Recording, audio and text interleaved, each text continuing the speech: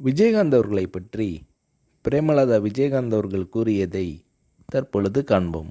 கல்யாணத்துக்கு முன்னே இவருடைய படங்கள் நிறைய பார்த்துருக்கேன். இவர்தான் கணவராக வருவார்னு நினச்சி கூட பார்க்கல. எங்கள் சொந்த ஊரான மூங்கில் துறைப்பட்டில் ஒரு தேட்டர் இருக்குது. அங்கே இவருடைய படங்கள் அதிகமாக ஓடும். புது படமானாலும் பழைய படமானாலும் கூட்டம் அதிகமாக இருக்கும். எங்கள் ஊரில் இவருக்கு நிறைய ரசிகர்கள் இருக்காங்க. இவரது பிறந்த நாளில் நற்பணி செய்ய நான் கூட நிதி கொடுத்திருக்கிறேன். இவர்தான் என் வருங்கால கணவர்னு தெரிகிறதுக்கு முன் நடந்தது இது. என்னை பெண் பார்க்க வரும்போது சபரிமலைக்கு மாலை போட்டிருந்தார். ஒரு நடிகருக்குரிய பந்தாவே இல்லாமல் ரொம்ப சிம்பிளாக வேட்டி சட்டை போட்டு வந்திருந்தார். என்னை நேருக்கு நேராக கூட பார்க்கல. எனக்கும் அவருக்கும் நிச்சயம் செய்யப்பட்ட பின் நான் அவருடன் பார்த்த முதல் படம் புலன் விசாரணை. அவர் மதிக்கிற பெரியவங்க கிட்ட எழுந்து நின்று வரவேற்று பணிவாக பேசுவார்.